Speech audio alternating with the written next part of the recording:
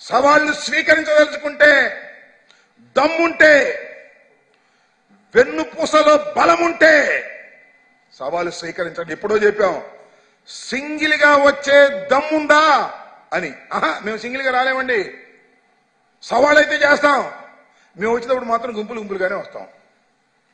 అవును, మీరు గుంపులు గుంపులుగా వస్తాం, ఇంకో గుంపు చాలా, ఈ 2 గుంపులు చాలా, ఇంకో 3వ గుంపు కోసం ఢిల్లీ తిరుగుతున్నారు. 3వ గుంపు కోసం ఢిల్లీ. మరి ఆ గుంపు ఏమైందో ఏమో మరి తెలియదు. ఈ డైరెక్ట్ గుంపులు కాకుండా ఇంకా రహస్యంగా గుంపు ఢిల్లీలో ఇంకో గుంపు కోసం వెళ్తున్నారు. మీరు సవాళ్లు చేసేవాళ్ళు అంటాయా? సింగిల్ గా రానే వాళ్ళు సవాల్ ఏం చేస్తారు? గుంపులు గుంపులుగా వచ్చేవాళ్ళు సవాల్ ఏం చేస్తారు? జగన్మోహన్ రెడ్డిని సవాలు చేయగలిగినటువంటి సత్తా నారా వంశానికి లేదు, ఆ వరాహికి లేదు అనే విషయాన్ని దయచేసి గుర్తు పెట్టుకోమని మనం చేస్తాం. ఎన్నికలకు ముందు ఎవరైనా ప్రచార రథం తయారు చేసుకుంటారు, అంతేగా. నేను కూడా ప్రచార రథం రేపే ప్రారంభిస్తున్నా. చంద్రబాబు ప్రచార రథం లేదు, లోకేష్ కు ప్రచార రథం లేదు, ఆలు లేదు, కోలు లేదు, సోలు లేదు, కొడుకు పేరు సోమలింగం అని. అసలు నువ్వు ఏ పార్టీతో పొత్తు పెట్టుకుంటావో తెలియదు, అసలు నిలబడతావో లేదో తెలియదు, ఎన్ని సీట్లు ఇస్తావో తెలియదు. వారాహి అంట, పెద్ద దేశ పెద్ద మిలిటరీ లాగా, దానికి పెయింటింగ్లు, దాని మీద ఊరేగింపులు.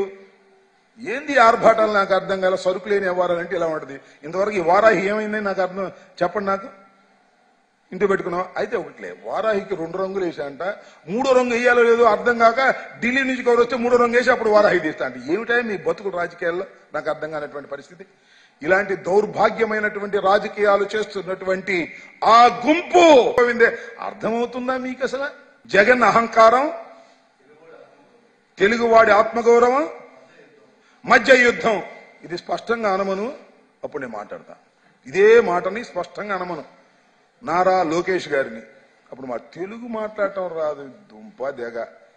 మొన్న ఏమన్నాడు చూసావా? శంఖారాం అనబోయి శంఖారాం అన్నాడు.